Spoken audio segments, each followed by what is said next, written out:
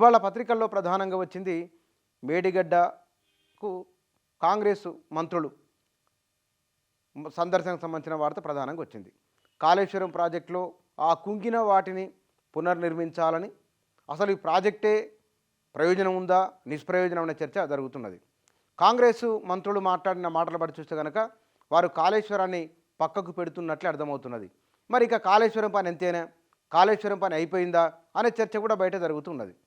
వాస్తవానికి మరి ఈ మాట వారు ఎందుకు అంటున్నారు? ఇదే సందర్భంలో తుమ్మిడేటిని కూడా తెరపైకి తీసుకొని వస్తున్నారు.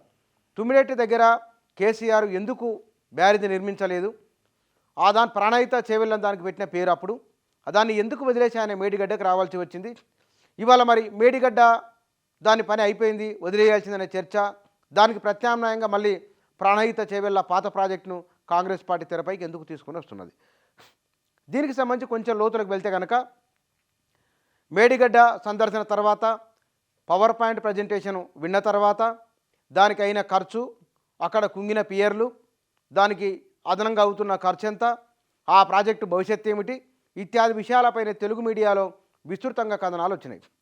అందులో ఇక్కడ మనం కొంత వెనక్కి వెళ్ళి చూస్తే కనుక ఎందుకు కాంగ్రెస్ నాయకులు ఆ మేడిగడ్డ బ్యారేజ్ గురించి ఇట్లా మాట్లాడుతున్నారంటే, రాజశేఖర రెడ్డి రెండోసారి ముఖ్యమంత్రి అయిన తర్వాత, వాస్తవానికి వారు మొదటిసారి అయినప్పుడే జలయజ్ఞాన్ని తీసుకున్నారు. అటు ఆంధ్రప్రదేశ్లోను తెలంగాణ మొత్తం ఉమ్మడి రాష్ట్రంలో డజన్ల సంఖ్యలో ప్రాజెక్టుల నిర్మాణానికి ఆయన పూనుకున్నారు. 2008లో ప్రాణహిత చేవెళ్ళ ప్రాణహిత నది పైన తుమ్మిడేటి దగ్గర ఒక ఆనకట్ట కట్టి అక్కడ నుంచి నీళ్లు తీసుకొని ఆదిలాబాదు, వరంగల్, మెదక్ ఈ జిల్లాలకు నీళ్ళు ఇవ్వాలనేది, 5 జిల్లాలకు నీళ్ళు ఇవ్వాలనేది ఆ రోజున్న సాగు తాగునీరు పరిచయం జరుగుతాయని ఇవ్వాలనేది ఆ రోజు అనుకున్న అంచనా. దీంతోపాటు వారు దాని ప్రధానమైన లక్ష్యం 16.5 లక్షల ఎకరాలకు నీళ్ళు ఇవ్వాలనేది ఆనాడు ప్రాణహిత చేవెళ్ళ ప్రాజెక్టు వారి లక్ష్యం. ఈ చేవెళ్ళ దగ్గరికి వచ్చి ఆగడం. ఈ ప్రాణహిత చేవెళ్ళ ప్రాజెక్టుకు ఆనాడు 38,000 కోట్ల రూపాయలు ఆ రోజు చేసుకున్న అంచనా. అందులో 11,000 కోట్ల రూపాయల పనులు కూడా అయినాయి. అప్పటికే తెలంగాణ రాష్ట్రం ఏర్పడింది. ఆనాడు ఉన్న ఏ ప్రతిపాదిత ప్యాకేజీలు ఏవైతే ఉన్నాయో, కాలువలు ఏవైతే ఉన్నాయో అవన్నీ కూడా అట్లాగే ఉన్నాయి. కేసీఆర్ ముఖ్యమంత్రి అయిన తర్వాత అక్కడ తుమ్మిడేటి దగ్గర వారు కట్టాలనుకున్న ప్రాజెక్టు ఉమ్మడి రాష్ట్రంలో అది 152 మీటర్ల ఎత్తున కట్టాలనుకున్నప్పుడు 152 మీటర్ల ఎత్తున కడితే మహారాష్ట్రలో వేలాది ఎకరాల భూమి ముంపు గురవుతున్నది.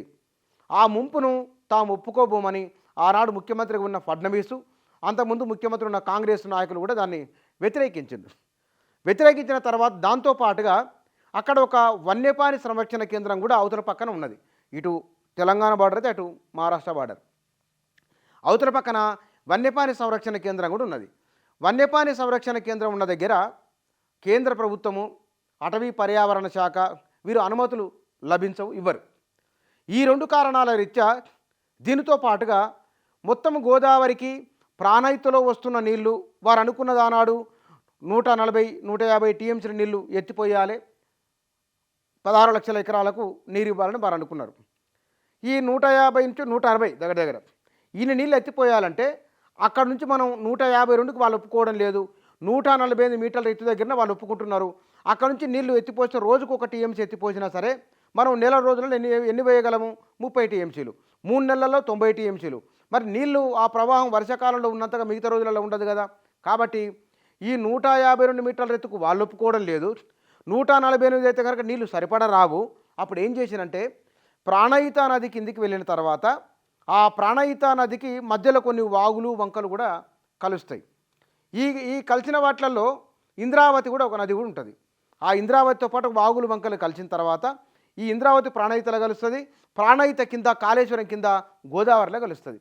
అప్పుడు కేసీఆర్ దానికి రీఇంజనీరింగు, రీడిజైన్, పునరాకృతి మేడిగడ్డ దగ్గర కింద దిగువ స్ట్రీమ్లో ప్రాణహిత నది గోదావరిలో కలిసిన తర్వాత డౌన్ స్ట్రీమ్లో అక్కడ ఆనకట్ట కట్టిండ్రు, అదే మేడిగడ్డ. ఏం చేసిండ్రు?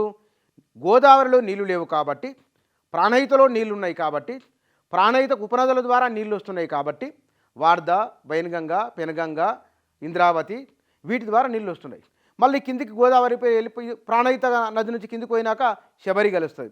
శబరి కలిసిన తర్వాత కింద పోలవరం వరకు 2000 టీఎంసీల వరకు నీళ్లు అక్కడ ఉంటాయి. ఇక్కడ 250 నుంచి 350 టీఎంసీల వరకు నీళ్లు ఇప్పుడు ప్రతిపాదిత మేడిగడ్డ దగ్గర అయితే కట్టిన అక్కడ దొరుకుతాయని కేంద్ర జలసంఘం కూడా వ్యాప్కోస్ వాళ్ళు చెప్పిన మాట. అక్కడ మేడిగడ్డ ప్రాజెక్టు కట్టింది.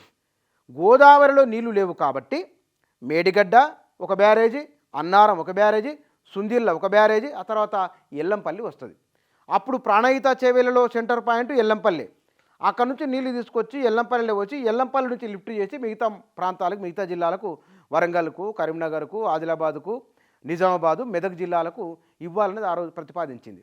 సేమ్ కాళేశ్వరంలో కూడా ఇక్కడ నుంచి మేడిగడ్డ, అన్నారము, సుందిళ్ళ నీళ్లు ఆ గోదావరికి ఆనకట్ట కట్టి నీళ్లు ఉల్టా లిఫ్ట్ చేస్తారు, ఎత్తిపోస్తారు. ఈ 3 దిశలుగా ఎత్తిపోసి ఎల్లంపల్లిలో వస్తారు. ఎల్లంపల్లి నుంచి గ్రావిటీ ద్వారా కొంత, ఆ తర్వాత మళ్ళీ గ్రావిటీ లిఫ్ట్ అట్లా తీసుకొచ్చి పోస్తారు. ఇది అనుకున్నది. అక్కడ నీళ్లు లేవు. 9 కాంగ్రెస్ ప్రతిపాదించిన ప్రాజెక్టులలో ఒకటి 152 మీటర్ల ఎత్తుకు ఒప్పుకోని కారణంగా, 2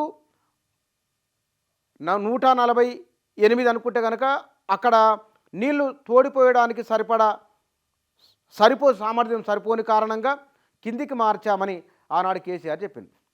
ఇప్పుడు కాంగ్రెస్ వాళ్ళు ఏమంటున్నారు, అక్కడనే ఒక ఆనకట్ట కట్టి తీసుకొని వస్తే కనుక ఇవాళ కాళేశ్వరం ప్రాజెక్టుకున్నంత కరెంటు ఖర్చు ఉండదు కదా, ఒక్కసారి లిఫ్ట్ చేసిన తర్వాత గ్రావిటీ ద్వారా నీళ్ళు వస్తాయి, అనుకున్న దానికి నీళ్ళు వచ్చేస్తాయి. ఇప్పటికీ 98,000 కోట్ల రూపాయలు దాని మీద ఖర్చు అయితే 98,000 ఎకరాలకు మాత్రమే నీళ్ళు వచ్చినాయి. అయితే కాళేశ్వరం ప్రాజెక్టుకి ఇంకోటి ఏం జరిగింది, కొత్త ఆయకట్టుతో పాటుగా పాత ఆయకట్టు స్థిరీకరణ కూడా ఉన్నది. మొత్తం 18 లక్షల ఎకరాలకు పైబడి మొత్తం. ఇందులో శ్రీరామ్ సాగర్ వరద కాలువ ఉన్నది. ఆ వరద కాలువను పునరుజ్జీవన ఒక అంశం ఉన్నది. గోదావరిని ఒక 200 కిలోమీటర్ల మేర నీటితో లైవ్గా ఉంచాలని ఒక ఆలోచన ఉన్నది.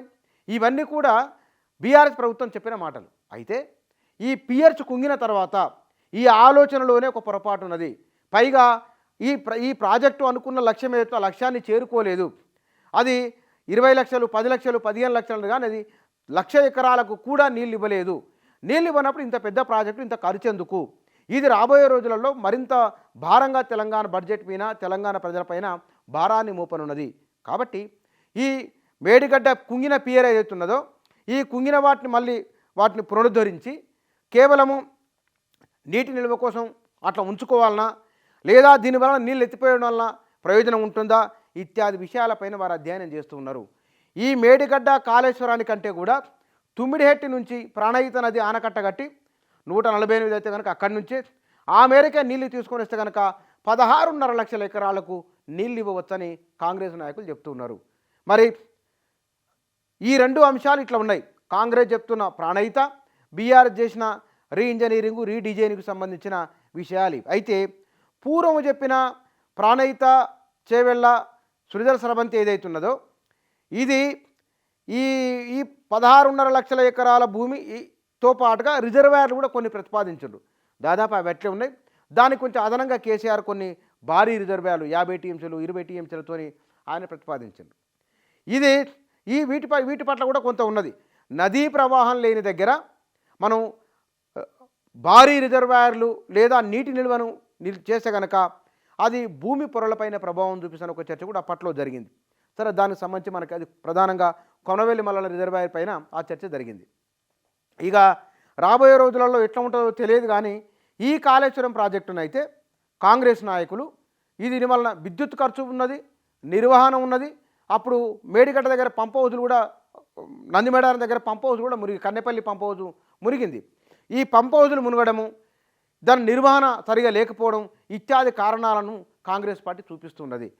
అయితే ఈ మేడిగడ్డ కుంగడానికి ముందు 2022వ సంవత్సరంలోనే అక్కడ ఉన్న ఇంజనీర్లు దీన్ని కొంచెము మరమ్మతులు చేయాలి, చిన్న చిన్న లోపాలు కనబడుతున్నాయి, వాటిని ఇమ్మీడియట్గా మరమ్మతు చేస్తే కనుక, వాటిని గుర్తించి పాయింట్అవుట్ చేస్తే కనుక సమస్య ఉండదని చెప్పినట్లు మీడియాలో వార్తలు వచ్చినాయి. వాటి గురించి పై స్థాయి నుండి ఎవరు పట్టించుకోలేదు అని, ఆ పట్టించుకోని కారణంగానే మేడిగడ్డ పియర్స్ కుంగినాయి అనేది మీడియాలో వరుసగా వస్తున్న కథనాలు. ఈ 2 ఆనాడు కాంగ్రెస్ పార్టీ, నిన్న బీఆర్ఎస్, మళ్ళీ ఇవాళ కాంగ్రెస్ పార్టీ గోదావరి నదిపై నిర్మిస్తున్న నిర్మించిన పనులు జరుగుతున్న ఆనాడు ప్రాణహిత చేవెళ్ళ ఇవాళ కాళేశ్వరం ప్రాజెక్టు సంబంధించిన వివరాలు ఇవి. ఇక దీంట్లో ఖర్చు ఎంత అయింది, ప్రయోజనం ఎంత అనే అంశాన్ని ప్రజల్లోకి చాలా బలంగా తీసుకెళ్లే ప్రయత్నం కాంగ్రెస్ పార్టీ చేస్తున్నది. అందుకే ప్రతి సందర్భంలో కూడా పవర్ పాయింట్ ప్రజెంటేషన్ని ఎంపిక చేసుకుంటున్నది.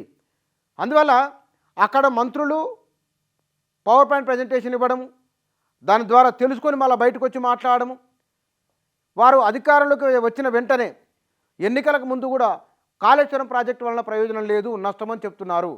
ప్రాణహిత చేవెళ్ళ పునరుద్ధరిస్తామన్నారు, ఇప్పుడు అదే మాట చెప్తున్నారు. ప్రాణహిత చేవెళ్ళ పునరుద్ధరించడానికి అవుతున్న ఖర్చంతా కూడా మీడియాలో వార్తలు వచ్చినాయి. దానికి ఎన్ని వందల కోట్లు అయితే ఇంతకుముందు అయిన ఖర్చు, ఇప్పుడు మళ్ళీ బ్యారేజీలకు కాలువలకు వీటన్నిటికి ఎంత ఖర్చు కాబోతున్నది, ఈ నిర్వహణకు సంబంధించింది, అక్కడ బ్యారేజీ కడితే ఎంత ఖర్చు అవుతుంది. వాస్తవానికి ఇక్కడ ఇంకొకటి ఉంది, ప్రాణహిత నది పైన తుమ్మిడేటికి పైన వార్దా, వైన్గంగా, పెన్గంగా ఈ మూడు వచ్చే దగ్గర పైన చిన్న చిన్న చిన్న చిన్న బ్యారేజీలు కట్టిండ్రు. వాటికి పైన చెనాక కొరాట ప్రాజెక్టులు, అక్కడ చిన్నది ఒక ఆనకట్ట కట్టి నీళ్లు అక్కడి నుంచి ఎత్తిపోస్తున్నారు. తాంసీ బేల మండలాలకు సాగునీరు ఇవ్వడం కోసమే ఒక ప్రయత్నం చేస్తున్నారు. ఎగువన మహారాష్ట్ర తెలంగాణ రెండు కలిపి ఇద్దరి పొత్తులో భాగంగా చిన్న చిన్న రిజర్వాయర్లు నిర్మిస్తున్నారు. బహుశా అవి పక్కకు పోయినట్లే, ఎందుకంటే వీరు తుమ్మిడేటి దగ్గర కనుక అవి కడితే అవి కట్టాల్సిన అవసరం లేదు. కాబట్టి ఇంతకు ముందే నిర్మాణంలో ఉన్నవి ఆగిపోయినట్లయితుంది. రెండోది కాళేశ్వరం ప్రాజెక్టు పక్కకు పెట్టినట్లయితుంది. ఇప్పుడు కాంగ్రెస్ చెప్తున్న తుమ్మిడేటి దగ్గర అంబేద్కర్ ప్రాణహిత చేవెళ్ళ సృజల స్రవంతి మళ్ళీ తెరపైకి వస్తున్నది. ఇక దీనిపైన ఇరుపక్షాల ఆర్గ్యుమెంట్లు, శ్వేతపత్రం ఇన్ని లక్షల కోట్లు కాలేదు, ఇంత ఖర్చు అయింది, ఇన్ని నీళ్ళు వచ్చినాయి, ఈ నీళ్ళు రాలేదు, ఈ చర్చలన్నీ ఏ పాయింట్ దగ్గర ఎక్కడ ముగుస్తుందో తెలియదు. కానీ ఈ గడిచిన 20-25 రోజులుగా అక్టోబర్లో కాళేశ్వరం ప్రాజెక్టు దానిపైన తెరపైకి వస్తే అది నిరంతరాయంగా రోజుకో రూపంలో జరుగుతూనే ఉన్నది.